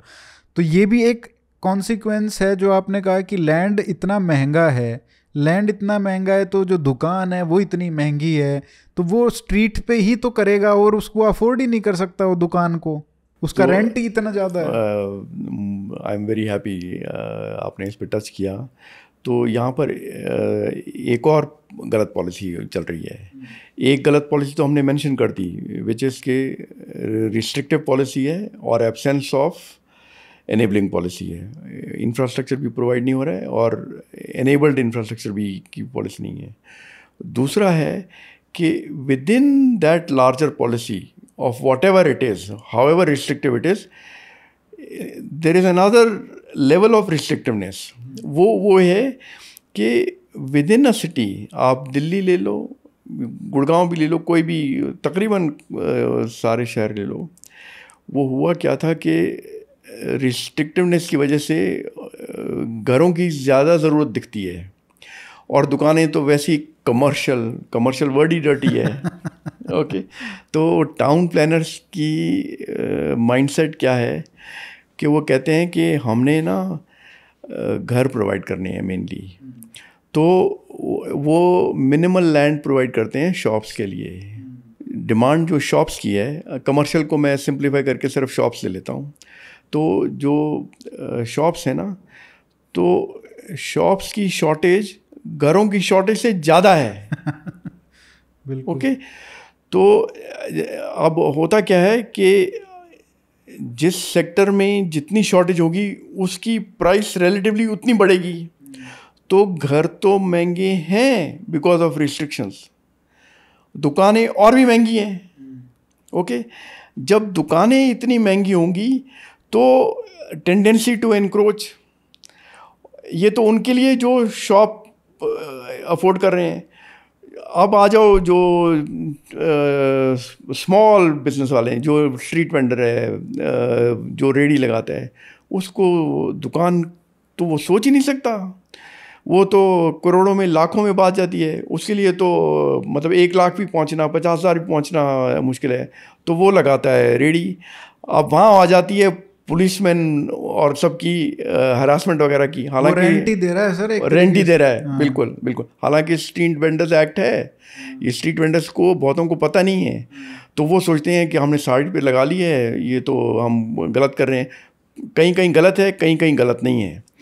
बट एनीवे, कहने का मतलब ये है कि रोड साइड पे रेडी क्यों हो। मैं ये नहीं कह रहा कि वो जिसने रेडी लगाई है उसने गलती करी है, गलती पॉलिसी मेकिंग में है।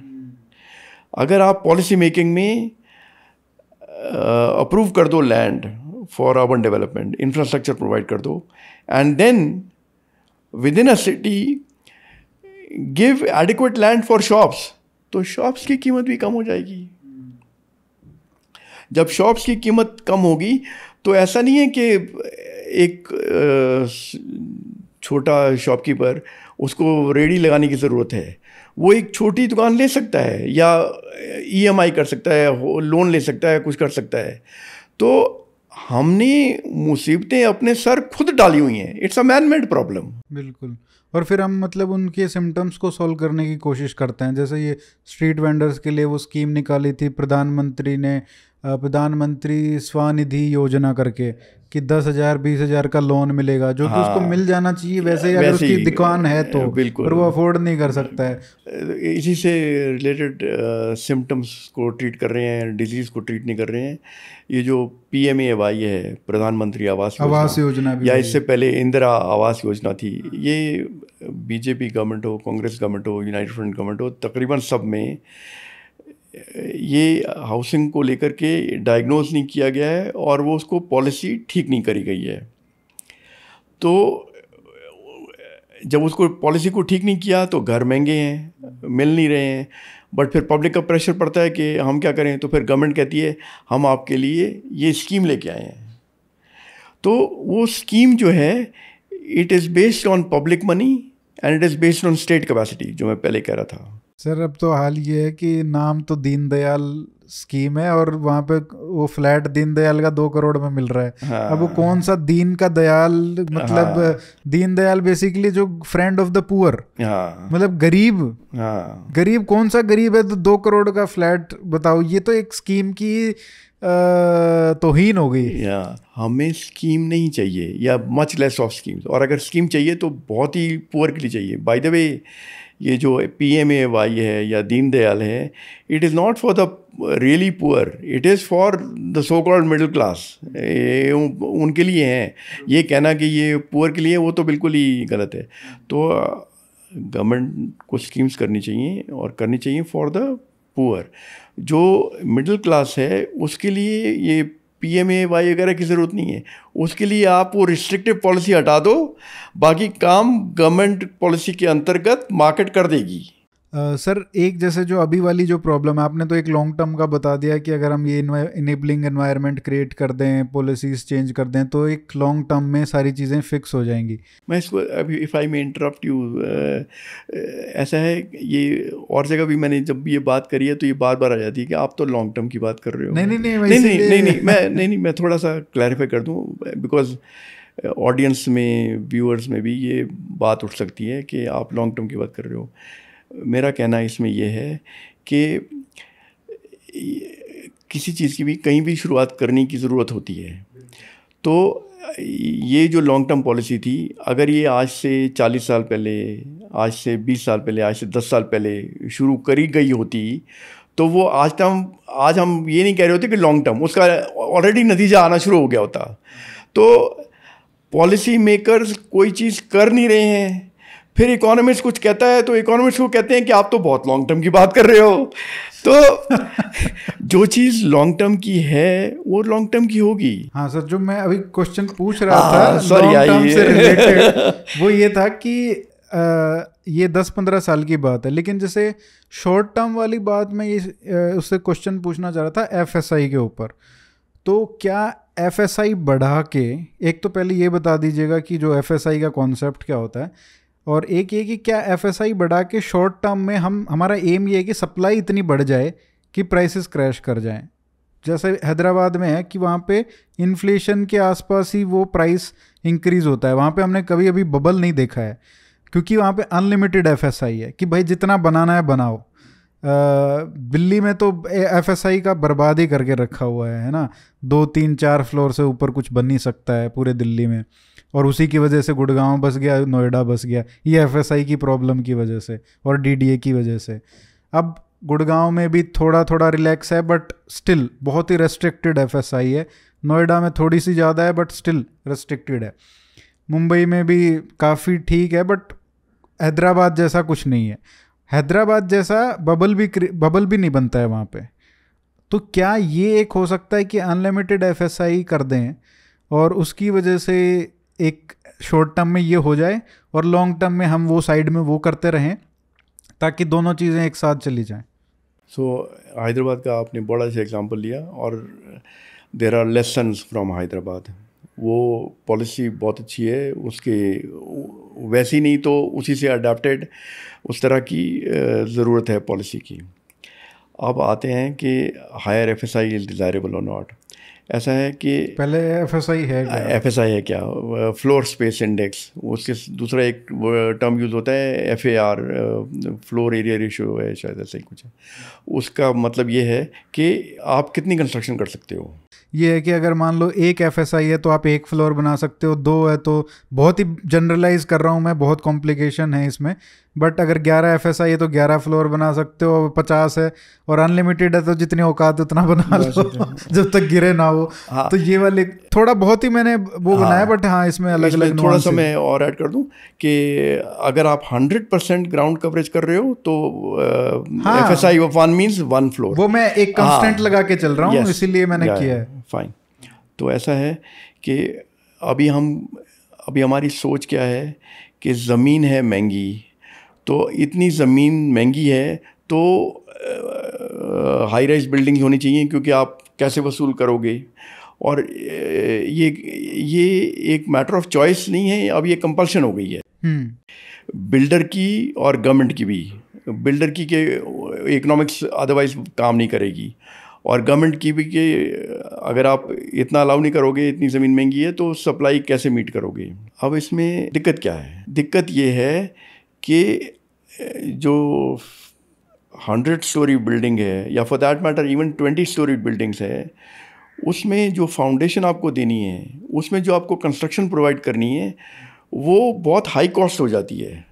अगर आपको 100 घर बनाने हैं, तो मैं अगेन सिंपल उदाहरण के तौर पे कहता हूँ कि अगर आप 100 घर ग्राउंड फ्लोर वाले हॉरिजॉन्टल एक्सपेंशन कर दो, दैट इज़ वन मॉडल। दूसरा मॉडल है कि एक प्लॉट पे आप 100 फ्लैट्स हाई राइज बिल्डिंग बना दो, तो the cost of construction in the high rise building is a large multiple. अच्छा, because foundation, lift, ground floor storey आपको लिफ्ट की भी ज़रूरत नहीं है, फाउंडेशन स्ट्रॉन्ग की भी ज़रूरत नहीं है। अब we are all said and done, we are a poor country, we are a developing economy, we are growing well, वो सब है, लेकिन we are not a rich country.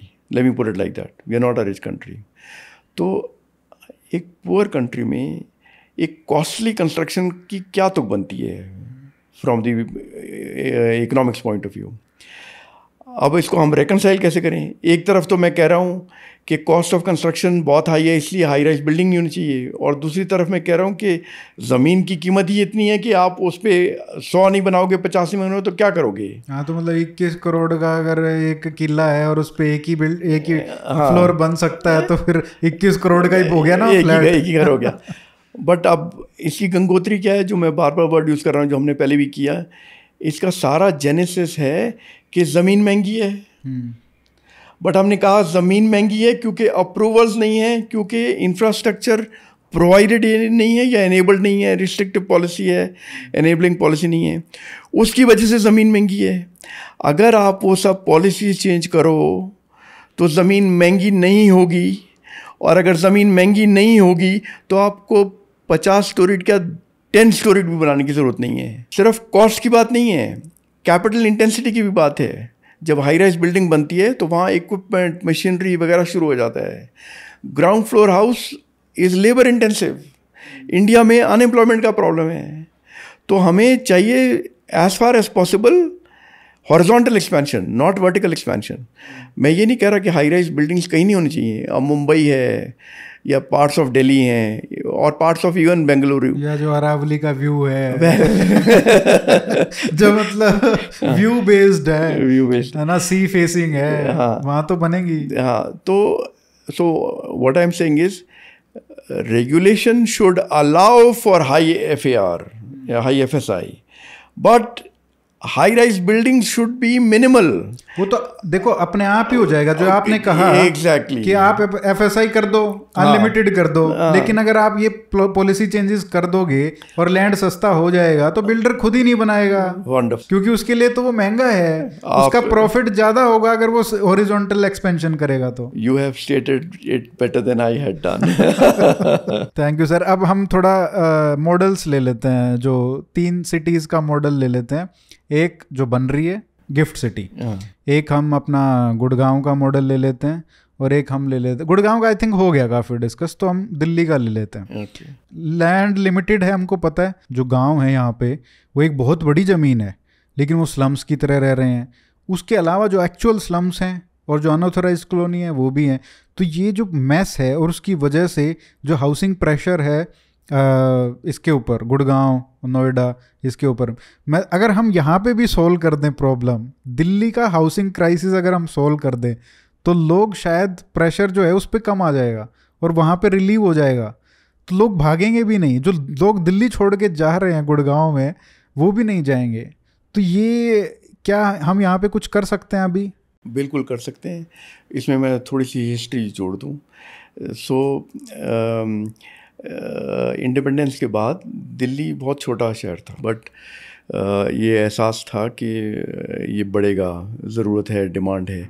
तो इनफैक्ट DLF, आज हम DLF को गुड़गांव से जानते हैं, बट DLF कंपनी थी जिन्होंने दिल्ली में साउथ दिल्ली जो है, ग्रेटर कैलाश, साउथ एक्सटेंशन, और भी, अब ये तो थोड़े एग्जांपल्स हैं, बट इवन नॉर्थ में, नॉर्थ दिल्ली में मॉडल टाउन, ये सारी जो एक्सपेंशन है DLF कंपनी ने की थी। अच्छा, ये आज बहुत लोग, कम लोगों को पता है। ये जितने भी सो कॉल्ड पोस्ट कॉलोनीज हैं, यस, ये DLF की बसाई हुई है। Yes, so they are not just posh, it was the quantity, जो एक्सपेंशन हुई है, जो सिटी डेवलपमेंट हुई है। अब ये सब अच्छे से चल रहा था, और DLF की एफर्ट्स थी उन दिनों जब उन्होंने लोगों को कन्विंस किया कि आप you shift out of Chandni Chowk, you shift out of Karol Bagh, you shift out of older parts, denser parts of Delhi. तो वहाँ से ये बना है साउथ दिल्ली, एंड बहुत सस्ते में, क्योंकि सप्लाई, उस टाइम जो पॉलिसी थी, कोई रिस्ट्रिक्टिव पॉलिसी नहीं थी। तो इन्होंने ज़मीन खरीदी और उसको डेवलप किया, प्लॉट्स काटे, प्लॉट्स बेचे, एंड जो इन्वेस्टर्स थे, होम बायर से, उन्होंने ली। That is the history of South Delhi, और for that matter even some other parts of Delhi. तो ये DDA बाद में आया क्या पिक्चर? हाँ, अब मैं आ रहा हूँ इस पर। उसके बाद सरकार को पता नहीं क्या लगा कि हमें डेवलपमेंट करनी है, हमें कोई एजेंसी होनी चाहिए, तो उन्होंने दिल्ली डेवलपमेंट अथॉरिटी बनाई। तो उसके साथ साथ उन्होंने क्या किया कि DDA को मोनोपोली दे दी। ये उसके बाद क्या हुआ कि DLF ने कहा कि हम क्या करें, हमारे लिए तो कुछ बचा नहीं करने को, हम कर नहीं सकते। तो for some years DLF was inactive. बहुत टाइम के बाद फिर इनको थोड़ा हौसला आया, एंड दे थॉट अफ्रेश, जो गुड़गांव पहुँचे। तो उन्होंने कहा कि उनको एहसास हुआ कि ये पॉलिसी तो दिल्ली के लिए है, गुड़गांव में थोड़ी है, हरियाणा में थोड़ी है। तो वहाँ से शुरुआत हुई गुरुग्राम की। नाउ अब आता हूँ आपके सवाल पर कि पॉलिसी, तो फर्स्टली तो DDA should not have a monopoly, okay. जो और डेवलपर्स हैं they should also be allowed. अब दूसरा है एफएसआई का issue, again it needs to be increased alongside improvement of infrastructure, because अगर आपने इंफ्रास्ट्रक्चर प्रोवाइड नहीं किया तो फिर एफएसआई बढ़ाने का मीनिंगफुल नहीं है। तीसरा है जो मास्टर प्लान है जिसके अंतर्गत ये कमर्शियल एरियाज़ के लिए, ऑफिस के लिए प्रोविज़न कम है और रेजिडेंशियल के लिए ज़्यादा है, तो वो रिलेटिव जो बैलेंसिंग है उसको करने की ज़रूरत है। और वो जो लैंड पूलिंग पॉलिसी है जो दिल्ली के, जो आपने जिक्र किया, एग्रीकल्चरल एरियाज़ हैं जहाँ पे अर्बनाइजेशन नहीं हो पा रही है, वो पिछले 10 साल से 12 साल से वो अटका हुआ है। वो that was suppose to be a better version, कि वो लैंड एक्विजिशन में दिक्कत आ रही थी तो लैंड पुलिसिंग की हुई, बट वो कहीं आगे बढ़ नहीं रही है कहानी। वो गवर्नमेंट उसमें बहुत एक्टिव रोल नहीं ले रही है, और उसमें ये जो रियल एस्टेट डेवलपर्स हैं उनका भी स्कोप कम है। तो वो उसी पॉलिसी की जो मैं ब्रॉडली जिसको मैं कह रहा था रिस्ट्रिक्टिव पॉलिसी और लैक ऑफ एनेबलिंग पॉलिसी, तो उसको ब्रॉडली वही चेंज करना है। उसके स्पेसिफिक फॉर्म्स हैं अलग अलग स्टेट में, अलग अलग शहरों में। तो दिल्ली में it takes the form of low FSI, it takes the form of DDA having monopoly, it takes the form of master plan not being unauthorised colonies, unauthorised colonies वगैरह हैं। अब कुछ एक इसमें फार्म हाउस की बात है। Illegality is not just confined to unauthorised colonies, ये कुछ हद तक ये फार्म हाउसेस पर भी कुछ इलीगैलिटी है। बट कई बारी ऑफिसर्स वगैरह से बात करो तो कहते हैं कि वो they are not causing traffic jam, they are not causing, they are paying good bribe. तो अब मेरा उसमें ये कहना है कि if they are not causing any problem तो कर दो, फिर लीगल करो उसको। फिर आपने कहीं कहीं इलीगैलिटी क्यों छोड़ी हुई है, तो उसको ऑथराइज में कर दो। तो जहाँ डिस्टर्बेंस है वहाँ चेंज करो, जहाँ डिस्टर्बेंस नहीं है उसको ऑथराइज करो। और जो अभी जो दिल्ली में जो स्लम्स के डिमोलिशन वगैरह काफ़ी हद तक चल रहे हैं, तो उसमें ये है कि उसका जो लॉन्ग टर्म सोल्यूशन है वो ये है कि और जगह डेवलपमेंट हो जहाँ पे एम्प्लॉयमेंट का भी स्कोप है, वहाँ पे हाउसिंग का भी स्कोप है। That is the meaningful long term solution. Short term में you need to provide some relief, some alternative. ये कुछ लोगों का ये मानना है कि हम तो गरीब देश हैं, स्लम्स तो होंगे। क्यों होंगे? एक ये उदाहरण मैं काफ़ी जगह देता हूँ। कुछ टाइम पहले mobile phone was considered a luxury, okay. अब एक एनेबलिंग पॉलिसी है under which companies have provided it at a low price. एक मिडिल क्लास के पास भी, इवन लोअर लेवल पर भी लोगों के पास फ़ोन है। तो अब अगर क्या आपकी पॉलिसी वजह से कोई चीज़ एक्सपेंसिव है, फिर आप कहो कि ये लग्जरी है, तो बात नहीं बैठती ना। अब housing is not a luxury. Sir Gurgaon का मैं 3 बेसिकली मॉडल डिस्कस करना चाहता था। गुड़गांव का हमने बहुत ज़्यादा कर लिया, और एक शॉर्ट टर्म में एफएसआई का एक सॉल्यूशन हो सकता है, और लॉन्ग टर्म का तो सारा बताइए। दिल्ली का हमने डिस्कस कर लिया क्या क्या हो सकता है। अब जो नए शहर बस रहे हैं, जैसे जो गिफ्ट सिटी है गुजरात में, उसके ऊपर थोड़ा, और या अमरावती है, उसके ऊपर थोड़ा डिस्कस करते हैं। क्योंकि आपने कहा कि उनका प्रॉब्लम है कि ज़्यादा फोकस जो है सरकार का इंटरवेंशन है rather than creating enabling environment. तो उस पर थोड़ा बताइए कि इन 2 शहरों को क्या चेंज करना चाहिए कि वो अपने ऑटो पायलट पे चले जाएं। कि भाई अमरावती की तो दिक्कत ही ये हुई कि पहले करवा दिया शहर, जब सरकार जब तक थी उनकी नायडू साहब की, तब तक तो ठीक चला, लेकिन वो हटते ही फिर वो, तो ये अब गिफ्ट सिटी का भी यही है कि मोदी जी जब तक हैं तब तक शायद पुश रहेगा, लेकिन कोई नॉन गुजराती प्राइम मिनिस्टर आके तो बोलेगा क्यों खर्च करूं भाई मैं उधर। तो ये वाली बात है। उनसे लेसन्स क्या लर्न कर सकते हैं हम कि नई सिटीज़ क्रिएट करने जाएंगे कल को? कोई मान लो चीफ मिनिस्टर है, विजनरी है, करना चाहता है, तो वो क्या सीखे इन 2 एग्जाम्पल से, अमरावती एंड गिफ्ट सिटी? उनसे ये सीखे कि ये दो मॉडल्स फॉलो नहीं करने हैं। पहले तो ये है कि हमें क्या नहीं करना है, और क्या करना है वो है Gurugram of 1980s and 1990s which is an enabling policy. तो अब ये कुछ लोग कहते हैं कि गुरुग्राम तो दिल्ली के एडजॉइनिंग था तो इसलिए हो पाया। सिर्फ वो बात नहीं है, वो एक फैसिलिटेटिंग फैक्टर था, it was a useful factor, but it is not कि वो कहीं नहीं और नहीं हो सकता था। आज भी अगर सरकार बैठे डेवलपर्स के साथ और टाउन प्लानर्स के साथ और एक पॉलिसी तैयार करे, एक एरिया आइडेंटिफाई करे, एक मास्टर प्लान क्रिएट करे, तो उसके अंतर्गत एनेबलिंग पॉलिसी में इंफ्रास्ट्रक्चर कुछ प्रोवाइड करके, कुछ एनेबल करके नई बन सकती हैं। तो अभी तो हम जो शहर फेमिलियर हैं उनका नाम ले रहे हैं हम, लेकिन उसके बाद और क्या क्या हो सकता है। अब जैसे 1991 की लिबरलाइजेशन थी, उसमें हमको ये नज़र आया कि ये जो है वो नहीं होगा, ओके, बट उसके साथ हमें कुछ ख्याल नहीं था कि और क्या क्या अपने आप आ जाएगा। Mobile phone is one example actually of that policy और कंटिन्यूएशन ऑफ दैट पॉलिसी। अगर ये टेक्नोलॉजी मोबाइल फ़ोन्स की 1991 से पहले आती तो मोबाइल फ़ोन सिर्फ सुपर रिच के पास होता, और तब हम ये कह रहे होते कि camellia phone, Magnolia phone, dahlia phone, ऐसे हम नाम ले रहे होते। अब आजकल हम क्या कहते हैं, फ़ोन है। आज कोई सुपर रिच के आदमी की बात थोड़ी है। तो घर सबके पास हो सकता है, बहुतों के पास हो सकता है, अगर सबके पास नहीं तो छोटा बड़ा किसी तरह का भी। और उसमें एक चीज़ और ऐड कर दूं कि जहाँ घर अगर जैसे इनकम लेवल्स लो हैं, तो अगर कंस्ट्रक्शन एरिया छोटा है तो लैंड की तो मारा मारी है नहीं, तो उनके बच्चों के लिए भी प्लेग्राउंड्स तो खुले हो सकते हैं, पार्क्स तो खुले हो सकते हैं, आप सांस तो ले सको ठीक में।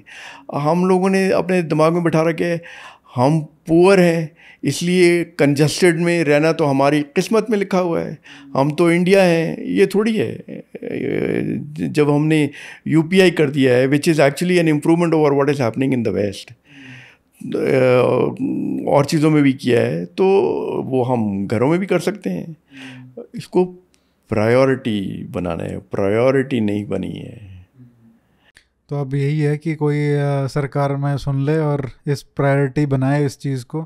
और ये कैसा है कि मतलब इतनी पैसा कम खर्च करके इतनी सारी प्रॉब्लम्स को सॉल्व करने वाली शायद ही कोई पॉलिसी होगी। इसको रामबाण भी कहें तो कोई आश्चर्य नहीं होना चाहिए किसी को कि एक चीज़ पैने क्या है जो मतलब इतनी सारे इल्स हैं जो हमारे साथ, हाउसिंग का है, मैन्युफैक्चरिंग का है, आपका ब्लैक मनी जो है, आपके इतने सारे जो मिडिल मैन क्रिएट हो रखे हैं, आपका एजुकेशन का है, आपका हेल्थ का है, आपका स्लम्स हैं, आपका अनऑथराइज्ड कॉलोनीज़ हैं, आपके स्ट्रीट वेंडर्स हैं, मतलब कितनी सारी प्रॉब्लम्स हैं हमारे जो इस एक पॉलिसी से सॉल्व हो सकती हैं। इसमें आपको मुझे एक लाइन याद आ रही है, फिज़िक्स के एक साइंटिस्ट थे, तो उनकी एक बहुत पुरानी लाइन है, वो लीवर पे काम कर रहे थे। अच्छा। फिज़िक्स में लीवर का एक बड़ा इंपॉर्टेंस होता है ना, उसकी बड़ी यूज़फुलनेस है। अगर कोई चीज़ उठाना मुश्किल है तो मुझे आप एक लीवर दे दो,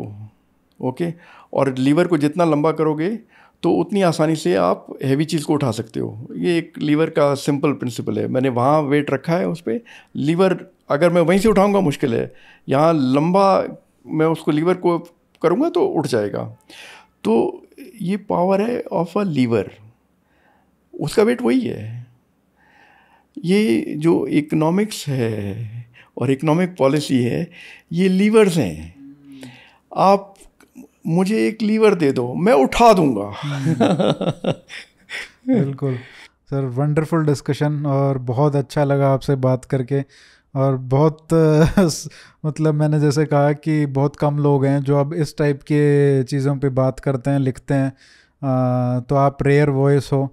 तो I am very thankful to you. आपके जो पेपर है और जो आप डिस्कशन कर रहे हो, आप जो बहुत सारे फोरम्स पे जा रहे हो और इसको इशू को एक तरीके से आप चैम्पियन कर रहे हो, तो I wish you the best of luck कि ये आगे जाए, लोगों तक पहुँचे, और सरकार में जो बैठे लोग हैं प्रधानमंत्री तक पहुँचे और वो सोचें कि कैसे इस पॉलिसी को चेंज किया जाए और जो लाइसेंस परमिट कोटा राज है उसको ख़त्म किया जाए और एक enabling environment of policy create किया जाए, ताकि बहुत सारे शहर जो 100 शहरों का है वो आपको खुद खर्च करने की ज़रूरत नहीं है, उसके लिए बजट बनाने की ज़रूरत नहीं है, आप इनेबलिंग इन्वायरमेंट क्रिएट कर दो, अपने आप हो जाएगा और ये लैंड प्राइसेस कूल ऑफ होंगे और इतनी सारी प्रॉब्लम सॉल्व होंगी। तो thank you sir, thank you so much. Thank you very much for inviting me.